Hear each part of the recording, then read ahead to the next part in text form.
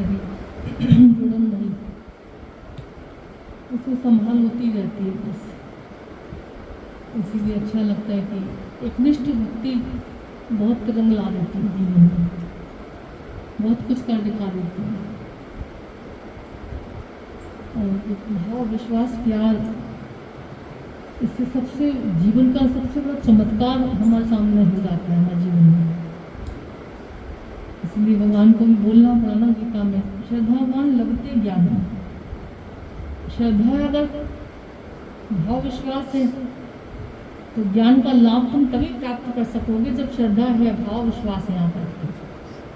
नहीं तो मन चल रहा है, कर्म दिख रहे हैं, सालों सालों का देखा लोग आते जाते रहते, इतना फायदा नहीं ले पाते। फायदा लेते लेते नुकसान कर लेते, भरा हुआ सब बिखेर देते, जैसे पाया हुआ सब गंवा देते। तो हमेशा ऐसा नहीं है कि गुरु अच्छा कर रहा है तो ही गुरु है, तो ही भगवान है, तो ही बोले कुछ भी बोल रहा है, कुछ भी कर रहा है, उसकी तरफ से जो भी हो रहा है सब मेरे भले के लिए हो रहा है, मुझे और सिखाने के लिए, और अंदर में बढ़ाने के लिए, और सत्य से जोड़ने के लिए, और सत्य का संग पक्का कराने के लिए हो रहा सब। तो जिसको अंदर में ऐसा विश्वास है ना, और ईश्वर की भक्ति में जो है, अपने गुरु की भक्ति में जो है, उसके सारे काम बढ़िया बढ़िया हो जाए। और भक्तों का तो इतनी गजब की महिमा, भक्तों का क्या ही है भाव। उनको तो कुछ भी कहो, कुछ भी करो, भगवान जो भी जैसा दे दे, जैसा भी कर दे उनके जीवन में, बस उनको लगता है कि बस मेरे भगवान के चरण मेरे पास है ना, मेरे गुरु के वचन मेरे पास है ना, मेरे ईश्वर की भक्ति मेरे साथ है ना, बस अब मुझे दुनिया की जरूरत नहीं है, अब मुझे कुछ फर्क भी नहीं पड़ रहा, कुछ भी अगर हो भी जाए तो तभी गुरु हम सबको अंदर में भक्त बनना सिखाता है ना, भक्ति करना सिखाता है। बोले आओ तो पहले हृदय साफ करें। हृदय साफ कैसे होगा? ईश्वर की महिमा जान, ईश्वर की महिमा गागा, ईश्वर के गुणगान गागा, ईश्वर की चर्चा, ईश्वर की लीला है, ईश्वर की महिमाएं है ना, ये तुम्हारे हृदय को साफ करती है बातें। आज परमात्मा की बातें, गुरु की बातें हमारे अंतर्मन को, अंतःकरण को साफ शुद्ध बनाता है। और वही जगत जंजाल की बातें, बैठ जाओ किसी के पास, घर परिवार में किसी के पास बैठ जाओ संसार में, तुम्हें एक कदम भगवान से दूरी पैदा कर देंगे, करवा देंगे, एक कदम तुम्हें सत्य से अलग हटा देंगे। जैसे ये बिल्कुल प्रैक्टिकल अनुभव है। और बैठो संतों के पास, गुरुओं के पास, तो कैसे राम से मिला देते, आनंद से मिला देते, तुमको तुम्हारे स्वरूप से मिला देते। सारे बड़े बड़े पहाड़ जैसे दुख, भगवान कितना अच्छा बोल रहे थे कि भगवान कृष्ण ने गोवर्धन पर्वत उठाया तो उठाया, और गुरु आज हम सबको इतनी शक्ति दे के बैठता है कि तुम भी अपने मन रूपी इस गोवर्धन पर्वत को खुद से उठाओ, खुद से संभालो, खुद से अपनी रक्षा करो। ये शक्ति मेरे ले जाके, वचन मेरे ले जाके तुम खुद से अपने गुरु बनो। या कोई गुरु, कोई चेला नहीं है ऐसा। गुरु हमको ही, हमारे मन को जिससे अंदर में ना गुरु बना के रोज को पक्का करो। गुरु रोज तुम्हें ज्ञान सुनाएगा, सालों ज्ञान सुनाएगा, कोई फर्क नहीं पड़ेगा इतना, जब तक तुम गुरु बन के इस मन को नहीं सुनाओगे। रोज इसको संभाल, इसकी जरूरत है, जरूरी है इसकी संभाल करना।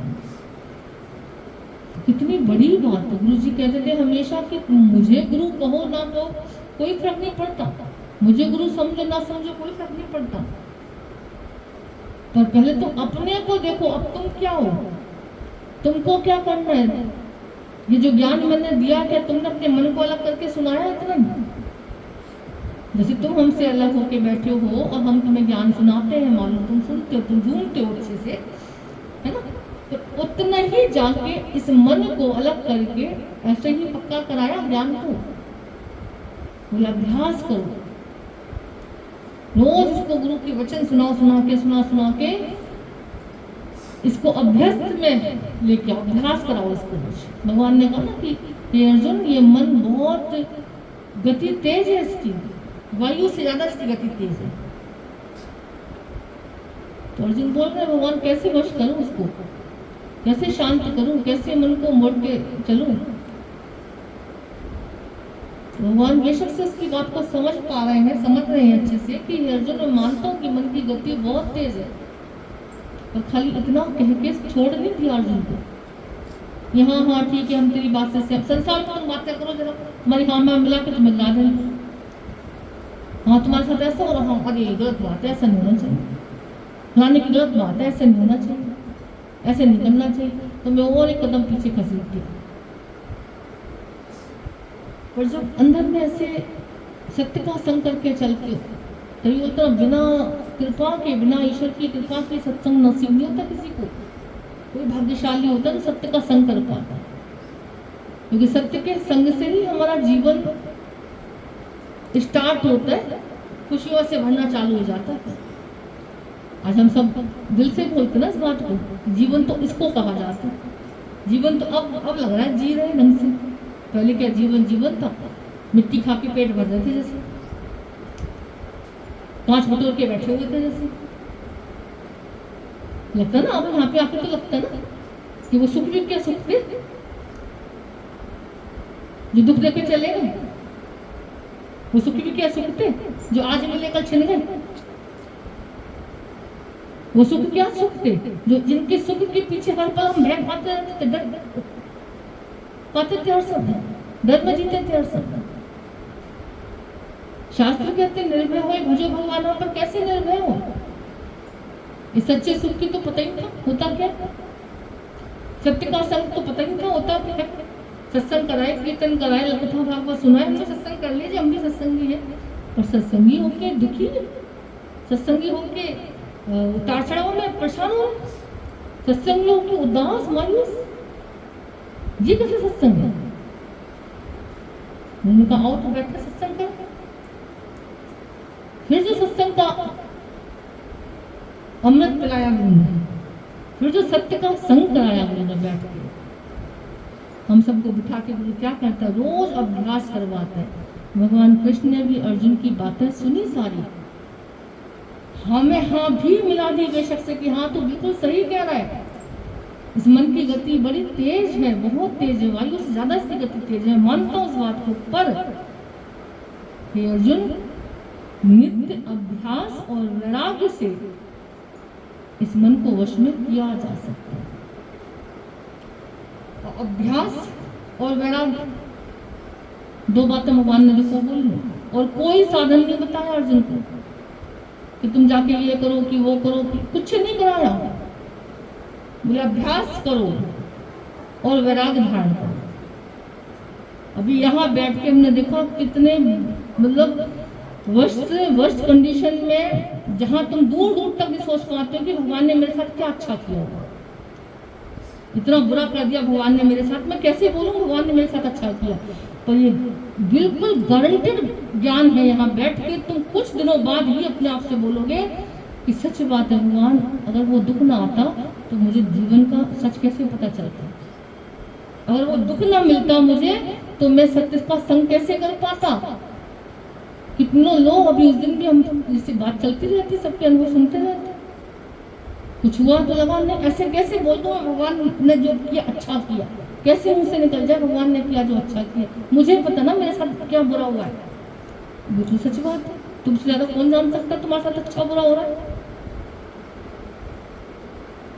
हमने कहा कोई बात नहीं, थोड़ा और दिन चलते रहो, बेशक से ना बोलो भगवान ने अच्छा किया बुरा किया, बस शांत होकर चलते रहो।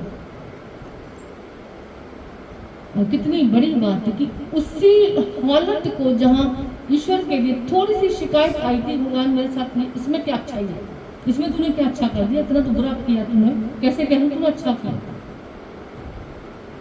कितने हमको अच्छा लगा था जैसे सुन के, इतने गुरु की वचनों की और गर्व हो रहा था, कितने हम सब भाग्यशाली है, सच्चा गुरु हम सबके जीवन में आया है। बोल रहे थे कि सच में आज पता चला कि जब ऐसा हाल ऐसा दिन आया तो सबके पर्दे जैसे हट गए, सबके असली चेहरे सामने आ गए। दुखों से अगर जो दिखाई ना होती तो प्रभु तेरी याद आई ना होती। आज पता चलता दुनिया में कोई किसी का नहीं है, कभी भी कोई छोड़ के जा सकता है, कभी भी किसी का मन बदल सकता है, कभी भी किसी का तन बदल सकता है, कभी भी कुछ भी हो सकता संसार में। तो अगर कोई अभी अभी भगवान भी कितना अच्छा बोल रहे थे कि कोई हमेशा साथ है, तुम्हारा संगी साथी है, वो भगवान है, वो ईश्वर है, और वो हर जगह तुम्हारे साथ है, हर समय तुम्हारे साथ है। वही एक अपना है तुम्हारा, देखी जाएगा। बाकी तो सब भ्रम है, बाकी तो सब कर्म प्राणी है। कर्मों के खाते पूरे होते ही सब खिसक लेंगे, चल देंगे, हट जाएंगे। जिसको जो रोल मिला है करने के तुम्हारे सामने, वो वैसे ही बन के आएगा। तुम चीखो चिल्लाओ कुछ भी करो, कोई फायदा नहीं उसको बोलने से ज्यादा। इसलिए गुरु ने कहा, भगवान ने कहा, अभ्यास करो, वैराग्य लो, इस संसार से वैराग्य धारण करो। कोई नहीं है मेरा करना, ये सच है, पर कड़वा है, सच है। गुरु ने तो और खोल के बता दिया, बोले औरों को तो क्या बोले, तन को भी सबसे पहले तन से ज्ञान लो, जो तन उपजो संगी वो भी संगी ना हो जा। इसी से वैराग्य लो। कितना इसको खिलाते पिलाते हो, कितना इसकी पॉलिश मालिश करते हो, कितना इसका ध्यान रखते हो, कितना लाखों करोड़ों इसके ऊपर तुमने वार दिए, है ना, फिर कितना साथ देता तुम्हारा। कभी दांत में दर्द हो रहा है, कभी घुटने में दर्द हो रहा है, कभी पेट में दर्द हो रहा है ना, कभी सिर में दर्द हो रहा है। बड़े बड़े बंसुए भी बांधे थे, वहां जाएंगे, ये करेंगे, ये करेंगे, एक सेकंड फीवर आया, बुखार आया, लेट गए। अब तुम इसको बोल पाते हो कि मैं तुझे इतना घी तेल खिलाया, इतना तुझे मक्खन मिश्री खिलाई, तुझे इतना सब कुछ दिया, लेट क्यों गया, उठो। उठा पाओगे इसको बोल पाओगे? उन्होंने कहा इससे ही वैराग्य पहले लो। औरों से अगर ऐसे देखते हो तो हो सकता है तुम्हारे अंदर नफरत का बीज पल सकता है, नफरत द्वेष आ सकता है, जो तुम्हारे लिए नुकसानदायक है, जो तुम्हारे जीवन के लिए गलत है। कोई बुरा नहीं है, कोई गलत नहीं है। सबसे पहले वैराग्य लेना अपने शरीर से, कि इसके साथ हमने इतना प्यार किया, इसको इतना संभाला, इतना खिलाया पिलाया, इससे ज्यादा हमारी किसी से प्रीति नहीं है। याद रखना, जितना तुमको अपने शरीर से प्रीति है ना, उतनी किसी भी शरीर से प्रीति नहीं है। इस भ्रम को आज तोड़ देना, इस भ्रम को तोड़ देना। श्याम डैडी ने सच करके दिखाया एक बार। बोली कि लड़की उनके पास आई, उसका पिता जैसे नदी शांत हो गया था और वो रोए सो रोए, मुझे जाने दो पिता के साथ, मुझे मर जाने दो, मैं नहीं जी पाऊंगी, मैं नहीं रह पाऊंगी, छोड़ दो मुझे भी मरना है, मैं पिता के साथ बिना जैसे नहीं रह पाऊंगी, जिंदगी में ऐसे नहीं जी पाऊंगी। चीखे चिल्लाए, लोग पकड़ के उसको रखे, माने ना। अब गुरु तो गुरु, इत्तेफाक से पहुंच गए उस समय, और देखा तो सब तो शांत थे, बच्चे को नहीं था ज्ञान, तो वो चीख रही थी, चिल्ला रही थी, मुझे छोड़ दो, मुझे मरने दो, मैं जाऊंगी, मैं नहीं रुक पाऊंगी, नहीं रह पाऊंगी। अब श्याम डैडी आए, बोले छोड़ दो उसको, जान दो, मर दो उसको, इसकी भी अर्थी बांध, लिटाओ उसको भी अर्थी। अब गुरु का ये शब्द जैसे सुना, लिटाओ इसको, बांध उसको भी साथ में, जान दो उसको, बहुत रो रही ना उसको, बांधो उसको, जलाना उसको भी साथ में। अब सब हैरान, गुरु ने ऐसे बोला है, अब गुरु की बात का कोई टाल नहीं सकता। छोड़ दो उसको, जला देना इसको, पिता में जल जाएगी, बड़ी पिता कर रही। जैसी गुरु ने बोला और लोगों ने छोड़ा, ये बिल्कुल सच्ची बात बताओ, जैसे लोगों ने छोड़ा कि ठीक है भैया तेरे को जलना है, चल जला देंगे, तेरे को पिता के साथ मरना, चल फूक आएंगे तुझे, एकदम शांत हो गई, फिर नहीं दौड़ी, फिर नहीं भागी, बैठ गई शांत हो एकदम से। ये तो सच्ची बात है, लेकिन नहीं गई फिर से। तब श्याम डैडी ने बोला कि चाहे कोई कितना भी प्यारा कोई क्यों ना हो, जिस समय कोई अग्नि पे बिठाएगा ना उसको, अच्छे कूद के भगाएंगे। यह है संसार की प्रीति। तभी गुरु कहता है, मुंह से तुम बहुत बकबक करते हो, बहुत बड़ी बड़ी बातें कर लेते हो, तो करके कोई विरला दिखा पाता है। तो संसार में भी देखो, कभी कितनी बड़ी बड़ी बातें लोग कर लेते हैं, है ना, कैसे वादे कर लेंगे, किसी बड़ी बड़ी बातें कर लेंगे, पर जब वक्त आता है तो वो बातों पे कोई खड़ा उतर पाता? हमेशा उन बातों पे कोई ऐसे निभा पाता उन बातों को? तो भगवान ने कहा करो, बातें ज्यादा नहीं करो, कर्म करके देखो, कर्म करो अच्छे से, बातें नहीं करो। लोग कर्म कम करते हैं, काम कम करते हैं, बातें ज्यादा करते हैं। और ज्यादा बातें करने वाला व्यक्ति अच्छा नहीं माना जाता है, ज्यादा काम करने वाला व्यक्ति अच्छा माना जाता है, ज्यादा बातें करने वाला व्यक्ति अच्छा नहीं माना जाता। जो बोले तो बहुत और करे कम, उसको सम्मान नहीं दे पाओगे। और जो करे बहुत और बोले कम, वो दिल में छाप छोड़ देता है। तो भगवान ने कहा दुनिया में वैराग्य लोग की कोई अपना नहीं है, और अपने से ज्यादा ये शरीर को जिसको हम अपना करते हैं, ये भी अपना नहीं। जब पहला शरीर, पहला वैराग्य तुम अपने शरीर से लेते हो, तब याद रखना कि तुम संसार में फिर किसी से द्वेष नहीं कर पाते, तुम फिर नफरत नहीं कर पाते किसी से। वरना दुनिया में नफरतें पैदा हो जाती है। हमने ज्ञान में तो आते हैं, ज्ञान तो सुनते हैं, सत्संग में तो आना जाना करेंगे, पर अगले से, सामने वाले से ना हमको अंदर में एक द्वेष सा रहता है, मतलब कांटा सा चुभा रहता है कि नहीं नहीं, अरे कोई किसी का नहीं है, देख लिया जब सारा मैंने। गुरु ने कहा वो तो सब ठीक है, जैसा है तो वो तो है ही है, पर उससे पहले इससे शरीर से अलग हटे, इससे वैराग्य लिया,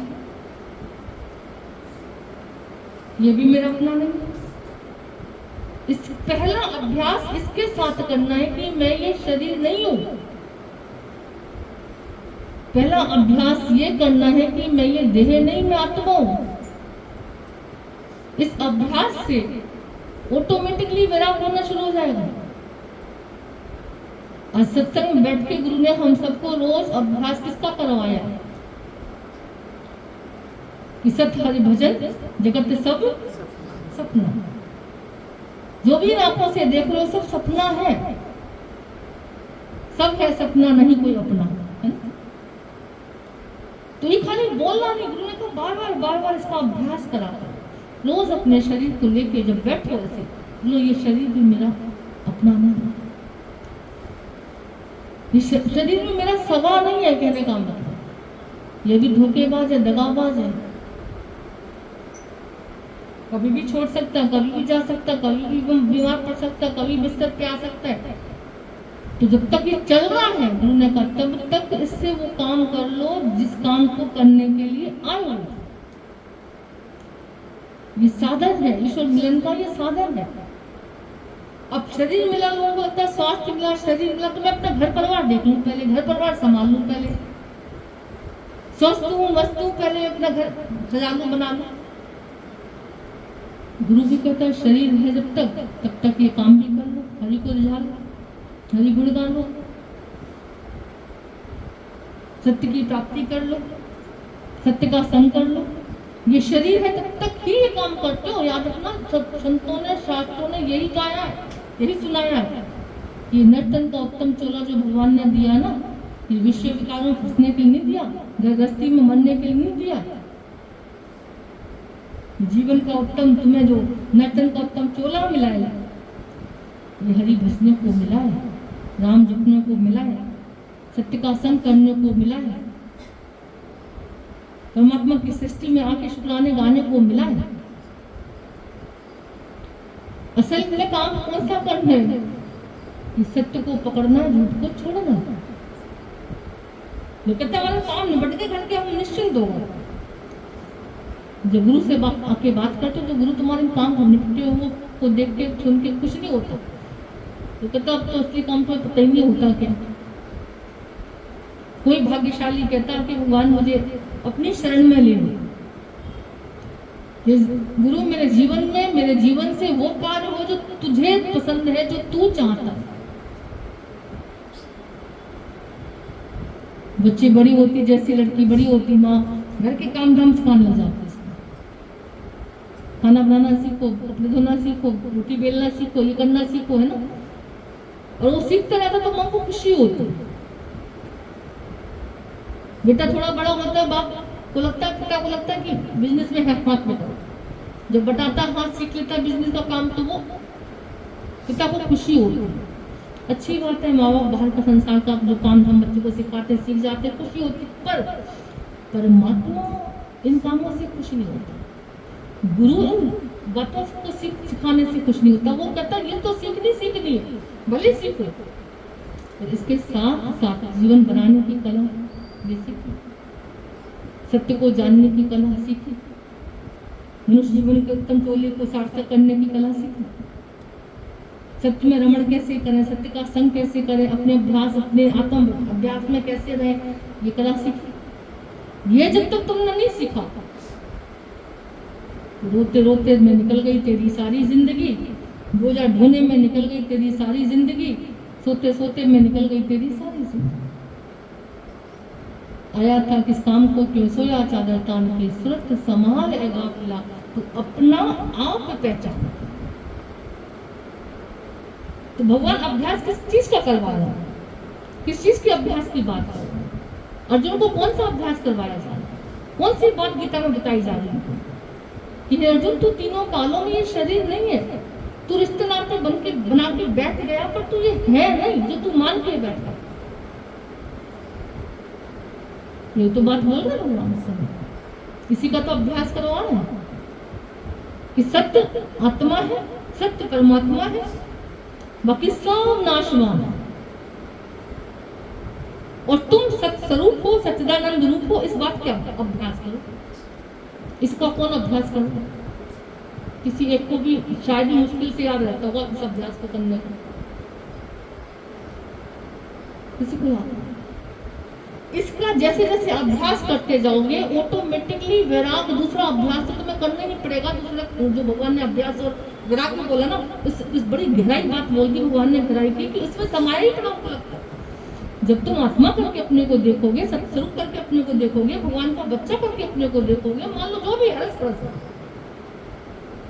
किससे प्यार रहेगा तुम्हारा? ज्यादातर प्यार तो अपनों से रहता है, ज्यादातर ध्यान अपनों का रहता है, ज्यादातर संग साथ अंदर बाहर से अपनों के करते हो। तो अपनों से अपना मेरा परमात्मा है। जब तुम सत्य को जानोगे तो ज्यादा टाइम तुम किसके साथ रहना पसंद करोगे? संतों को कभी देखते हो क्यों एकांतवास हो जाता हूँ, क्यों मौन हो जाता हूँ, क्यों फालतू का ऐसे बोलना और जानना और सुनना और देखना करना क्यों छूटते जाता हूँ? क्योंकि उन्होंने अब अभ्यास शुरू कर दिया सत्य का, है ना? अब अपनों के साथ बैठने के मजा आ रहा उनको। संतन संग लागरे, संतों के संग लागरे तेरी अच्छी है। अब पता चल गया कि मेरे अपने कौन है, अब पता चल गया मेरा जीवन का उद्धार किसमें है। जिसको ये पता चल गया तरीके से वो क्या करेगा? जिसको पता चल गया ये हीरा है, ये कांच है, अगर पता चल गया और उसको बोला गया कि भैया हीरा चुनो या कांच चुनो, तुम्हारे हाथ में है, उठा लो, कुछ भी मौका दिया भगवान तुम्हें। तो जिसको आंख नहीं है, जिसको समझ नहीं है, तो चमकता हुआ वो कांच बड़ा सुंदर लग रहा है, उठा ले रहा। और हीरा चाहे मटमैला सा लग रहा बेशक से, और जिसको नॉलेज हो गई कि हाँ ये हीरा है, तो कान में इसको बता दे। अब संत ही खाली बता सकता तुम्हें कान में ये हीरा है, ये कांच है, याद रखना। इसीलिए कोई भाग्यशाली होते तो संतों का संग कर लेते। इसीलिए भजनों में लाइन आती है कि संतों के संग लागरे तेरी अच्छी बनेगी। नहीं बोला कि धनवान के संग लाग तेरी अच्छी बनेगी, पति के संग लाग तेरी अच्छी बनेगी, बच्चों के संग लाग तेरी अच्छी बनेगी, कुटुंब के संग लाग तेरी अच्छी। कहीं शास्त्रों में लिखा है संतों के संग लाग तेरी अच्छी बनेगी, क्योंकि संत लोग इशारा करते हैं कि ये हीरा, ये कांच है, बेटा तुझे दिखाई बेशक चमक इसकी फीकी लग रही है, फायदे में इसी को उठा के रहोगे। और जब मान लेते हैं गुरु का कहना, पकड़ ले तो सत्य को, ईश्वर के चरण को पकड़ लेते हैं, गुरु के वचन को पकड़ लेते हैं, उससे प्यार कर लेते हैं, उसको अपना मना कैसे रह लेते हैं अपने जीवन में, तो सुखी सुखी, मौजी मौजी। संतों जैसी बादशाह दुनिया में किसी ने पाई नहीं। कबीर की झोपड़ी में भी राजा पालकी लेके आता था कि चलो कबीर जी आपकी झोपड़ी में अच्छा लग रहा, अब चलो आप झोपड़ी में तो अच्छे लग रहे हो, मेरे महल में चलो, मैं पालकी लेके आपको बुलाने आया हूँ। हाँ तो जोड़ जोड़ कैसी गजब की बादशाह थी उनके पास। क्यों? क्योंकि वो हीरा पकड़ लिया उन्होंने। दुनिया कांच पकड़ती है, सुंदर लोग, सुख देने वाले लोग, है ना, मेरे मन को मुरादें पूरी करने वाले लोग, देवी देवता को भी पूजो कि मन मुरादें पूरी कर दी मेरी इन्होंने, इसलिए हलवा बांट रहे भक्तों की हलवा तब नहीं बढ़ता जब मुरादें पूरी होती है। भक्तों का हलवा तब बढ़ता है जब मुरादें बिल्कुल पूरी नहीं होती, उनका हलवा तब बढ़ता है, क्योंकि वो समझ जाते हैं कि अम्मी मेरी मुराद अगर पूरी नहीं हो रही ना, इसका मतलब भगवान मुझे कितना प्यार करता है, अगर मुराद पूरी कर देता तो मैं उधर फंस जाता जाके, कितना लाड करता है, कितना तो दुलार करता है, कितना प्यार करता है, मुझे वहां जाने से रोक दिया तूने। तो सच्चे भक्तों का जो प्रसाद तब बढ़ता है जब मुरादें पूरी नहीं होती, वरना मुरादें पूरी करने वाले मंदिर बहुत बने हुए। गुरु ने कहा कोई मुराद अगर रहे तुम्हारी तो भैया यही कि भगवान जो तू बोल रहा है अभ्यास और वैराग्य, बस उसमें ही मेरा जीवन निकलता है। मैं अभ्यास में रहूं और वैराग्य में रहूं, संसार में तो रहूं बेशक से, पर जल में कमल की भांति रहूं, तेरे सुमरन में, तेरे सत्कार में रहूं, तेरी महिमा, तेरे गुणगान में रहूं। अगर ऐसी मुराद है किसी की, क्या बुराई इस मुराद में? ये मुराद अगर जिसके भी अंदर में हो गई भैया, ये प्रार्थना जिसके अंदर आ गई, बस काम पूरा हो गया उसका, मौज बहार आ गई उसके जीवन में। मनुष्य जीवन तुमको कितनी कितनी कितनी योनियों के बाद मिलता है। 1,84 योनि भोग आयो रे, बड़ी मुश्किल से नर्तन ये पायो रे। बड़ा तालियां बजा बजा के लोग, ढोलक बजा बजा के भजन गाया, गा भी लेते, सुन भी लेते। गुरु ने कहा फिर इस इतने अनमोल जीवन का तुमने मोल क्या लगाया?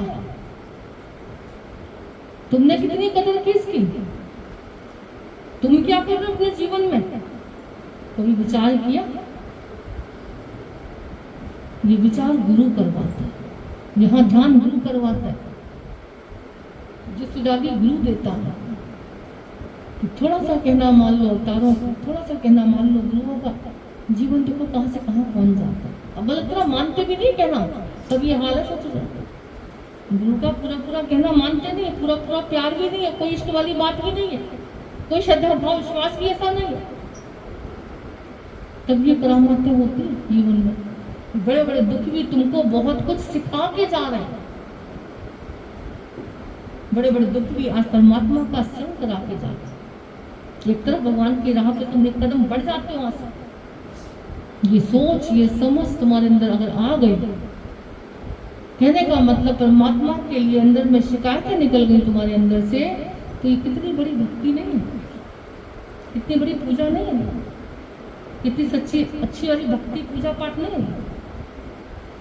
और वैसे घंटों पूजा पाठ कर रहे, हाथ फूल प्रसाद सब कुछ लगा रहे, और घड़ी घड़ी भगवान की शिकायतें कर रहे, बात बात को उसको शिकायतें कर रहे, ये पूजा पाठ कर। बेचारा कितना भगवान होता था, और भगवान हो रहा तो तुम कैसे खुश हो सकते थे? आज कितने लोगों से बोलते ना अंदर में अच्छे लगता है भगवान मुझसे खुश है, कोई कह रहा था ना, अब ऐसा लगता है भगवान मुझसे खुश है जैसे, क्योंकि अब अंदर में कोई शिकायत नहीं रही ना, अब अंदर में कोई ऐसी बाहर की मांग नहीं रही ना, अब अंदर में परमात्मा की शुक्रानों से ऐसे हृदय द्रवित होता है, भर भर के आता है, उसकी करामातें देखने में आती है हर पल हर क्षण। तो जो इतनी किसी की प्रशंसा करोगे भाई तुम, तो वो तुमसे रोज सो सकता बताओ, और दिल से करोगे, कितना बटनबाजी करना पता चलता सर कि सामने तुम अच्छे हो, तुम ऐसे हो, तुम ऐसे, और पीछे जैसी पीठ मुड़ी रिकायत है। तो पीछे तुम कौन हो, सामने तुम कौन हो? ये डुअल पर्सनैलिटी के लोग तो खुद को उनको अच्छा लगता है, औरों को क्या अच्छा लगेगा। तो ईश्वर को यहाँ पे गुरु प्यार करना सिखाता है, ईश्वर की शुक्राने गाना सिखाता है, दिल से उसको नमन करना सिखाता है, दिल से उसकी तारीफ करना सिखाता है। और जब तुम दिल से उसकी तारीफ करते हो ना, आज हम देखते जरा सी कोई ठोकर भी लगती है, मानो कोई गिर भी जाता है, तो पहले लगता था हे भगवान क्यों तूने ऐसे पैर तोड़ दिया मेरा, क्यों ऐसे मुझे चोटिल कर दिया, है ना। एक सेकंड में भगवान की शिकायतें शुरू हो जाती थी। आज नहीं कर सकते तुम कहीं कहीं, कहीं पर भी तुम गिर जाते हो, मान लो शरीर सब टोटल हो भी जाता है, तुरंत शुक्राने निकलते हैं, भगवान कितना तुमने बचा, पता नहीं कितना लगने वाला, कितना बड़ी चोट लगनी थी, तूने इतने पे टाल दिया, कितना तुम प्यार करते हो, कैसे तुमने गिरते गिरते मुझे थाम लिया, कितने शुक्राने निकलते अंदर में। अब जिस समय तुम्हारे अंदर से शुक्राने निकल रहा है तो तुम्हारा हृदय खुश हो गया, द्रवित हो गया, हाँ, और तुम्हारे ये शुक्राने सुन के, देख के, तुम्हारी भक्ति देख के परमात्मा को खुशी होगी नहीं होगी कि चल शुक्र है मेरा माथा तो नहीं फोड़ा इसने। जो घंटियां लोग मजाते हो मंदिर में, वही घंटियां भगवान के सिर पे मार दो। इतना सा काम नहीं किया गया, इतना सा मेरा काम नहीं सोचा करा गया पूरा, तुम ऐसे क्यों कर दिया, तुम ऐसे क्यों कर दिया। आज नहीं बोल सकता कोई भी यहाँ बैठ के, आता है लोग मन में तो तुरंत अगले पल नहीं नहीं मेरे कर्मों की खेती भाई, भगवान तो बहुत अच्छा करके बैठा, मेरे हिसाब किताब ऐसा रहा होगा, मैंने कभी किसी के साथ ऐसा कुछ किया कर दिया होगा। ईश्वर तो बहुत थोड़ा थोड़ा दे रहा राइट बराबर। ऐसा जब भाव अंदर में आता है ना, तो तुम देखना तुम्हारे लिए अंदर से सबके लिए जो गिले शिकवे होते हैं वो मिटने शुरू हो जाते हैं, और अंदर से प्यार भर जाता है, आनंद भर जाता है, भक्ति भर जाती है, और ये भक्ति तुमको शक्ति देती है ना। वे लोग कहते हैं शादी ब्याह से निकल के आते हैं, जब हमको एक गिलास पानी भी नहीं लेना पड़ता, फिर भी इतना थक जाते हैं जैसे बाप रे को पानी का गिलास घर में पिला।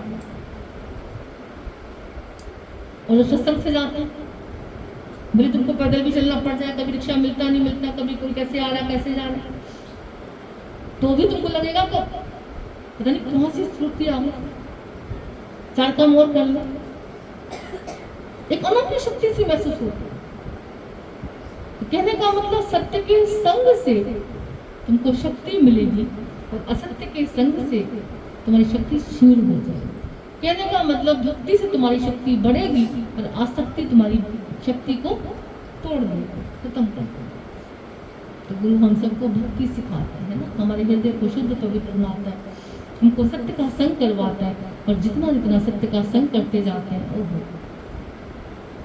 ये अभ्यास में लगे रहते हैं। जब तो दुनिया तो वही है, तो कुछ अनोखी दुनिया में मैं बैठी हुई फील कर पाता हूँ। भगवान तुमने पता नहीं कौन सी दुनिया में लाके हमें उठा दिया, मुझे मेरी मस्ती कहाँ लेके आई, जहाँ मेरे अपने सिवा कुछ नहीं है। अरे मैं हूँ आनंद, और आनंद है मेरा, मस्ती ही मस्ती है, किया कुछ नहीं। हमेशा संतों का दर्शन जब करते हैं तो कैसा अच्छा लगता है, इतने नशे में जैसे ना लोग तो बाहर का नशा करते, नाली में लोट लगाते रहते, कभी देखते सड़कों पे कैसे पड़े रहते हैं, कौन कैसे थूक के जा रहा है, कैसे देख के जा रहा है। एक राम रस संत भी पीता है, क्या नशे में रहता है चूर, आंखें बंद करके। कभी देख संतों की आंखें आधी खुली होती हैं, आधी बंद होती है, मस्ती भरी आंखें होती हैं, आधी आंखों से संसार को देखते हैं, बस जितना काम का देखना होता है बस उतना, उसके बाद वो आंखें बंद कर देते हैं। गुरु भी हम सबको कहते हैं आधी आंखों संसार को देखना, फाड़ फाड़ के ना देखना, कौन कहाँ जा रहा है, क्या कर रहा है, कैसे। आंखों से जब पहले संसार को देखते थे कितनी बदनामी सहते थे, कितनी बुराइयाँ मिलती थी, कितना अपने आप को शर्म आती थी। और आज लगता है कि क्या ही देखें, क्या ही करें, क्या ही बोले, क्या ही सुने, यही सब भगवान छोड़ो ना, छोड़ो ना, छोड़ो ना। कितना आनंद ही आ गया गुरु के चरणों में, गुरु के वचनों में, गुरु के प्यार में। जो सुख है ना संसार में नहीं मिल सकता, जो सुख पायो राम भजन में सो सुख नहीं अमीरी। संसार का कुछ भी प्राप्त कर लेना, कितना भी पा लेना, तो सुख नहीं हासिल कर पाओगे। जो सुख राम भजन में मिलता है, जो सुख भक्ति में मिलता है, जो सुख संतों के चरणों में वचनों में मिलता है, जो सुख गुरु के प्रेम में महसूस होता है, वो दुनिया भर के प्यार में कभी सुख महसूस नहीं होता। कोई भाग्यशाली होते जिनको वो प्यार नसीब हो पाता है ना, भाग्यशाली हम सब। ठीक है।